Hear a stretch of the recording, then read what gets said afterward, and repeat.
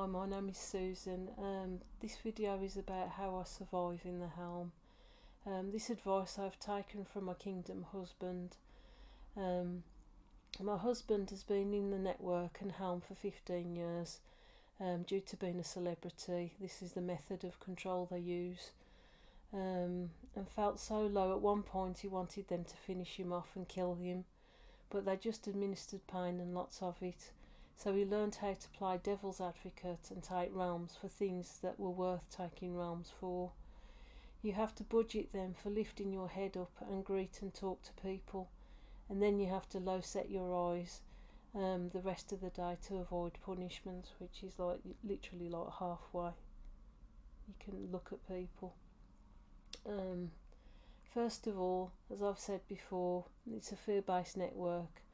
So be as calm as you can, and it will help stop repeats of punishments. They will try something else if they see that they don't get their desired reaction. So you literally have to sit very calm and take the punishments, otherwise it gets worse. They'll use it as a fear pin to leave you more fear out of you, basically.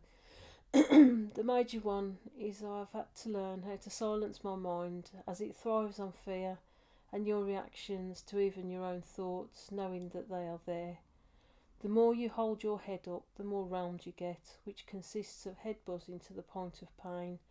You have to put your head down in submission to relieve it. The more you feel pain in the head, the more round you are, which means that the feeling will be darker. How I've been round. Looking up, all sins are added on, then punishment is administered by the helm. That means if you wobble your head backwards or eyes or anything like that. It's usually done out of guilt and fear from buying something, from saying or doing the wrong thing. The list goes on. So you have to, if you do anything that they don't approve of, you have to keep your head all day long down. Otherwise everything's added on if you look up. Not keeping eyes steady, as I just says, you get all fogginess if you're not steady with your eyes like that, back and forth in this low position. Your head up, you get the head buzzing. If you do any sexual antics or masturbation, you get zapped in the groin or sent to Jack Frost, which is like a shivering feeling. It's really cold. I've had to put on 2 or 3 outfits when I've got up to mischief with my husband in the realm, which I don't do anymore. Anxiety or spending too much time sitting down. You have a spiritual snake that wraps around your waist. The more anxious you get, or the longer time you sit down, the more tighter it gets until you shift. How I've had to de-realm. When looking side to side, stop at each armpit and go no further. So that was like what I just said, just have to keep your eyes steady like that. And I wasn't very good at that, and I was round. Put your head deep down, especially when you've been round badly and the feeling gets lighter. So it's like that. You have to rest in that position most of the day if you've had your head up. Medium position is to look to the floor about a metre in front of you and watch TV on the bottom of the screen, no more than on a low table height. So you're literally looking at the world like that all day long, if you have the cheek to lift up your head or get thoroughly round. Put your head one side lying down when you want to be derailed.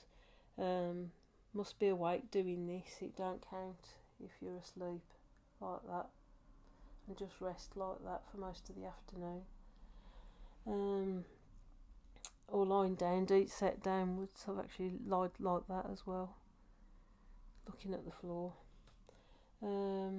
Looking on the internet, you have to keep your eyes steady and work your way across and drop down to the next line and move your eye gaze backwards and start again. So it's literally like this, like going down a brick wall. This is how crazy they are, otherwise you get more pain. And then also I've had like periods of where I've been that scared I've been vomiting. So my husband told me to like sleep like this on the pillow, so if I vomit I won't choke on it. Being roamed severely feels like your feelings are being blocked. Even touch on your skin isn't as strong as what it used to be. A dark feeling in your mind like you want to give up and not get on with anything. A feeling of hopelessness, threatening. You want to give up and die rather than be in this network and be controlled. You can get horrible mind fog where you feel drunk. The more you hold your head up, the more painful and stronger the symptoms get in your body. If you feel guilty or fearful about anything, the snake around your waist tightens up. It consumes your every emotion and thought, and you have to learn to become transparent. The only answer to mind control is to control your own mind. The weapons we used in our fight are not the world's weapons, but God's powerful weapons, which we use to destroy strongholds. We destroy false arguments, we pull down every proud obstacle that is raised against the knowledge of God. We take every thought captive and make it obey Christ, and after you have proved your complete loyalty, we will be ready to punish any act of disloyalty.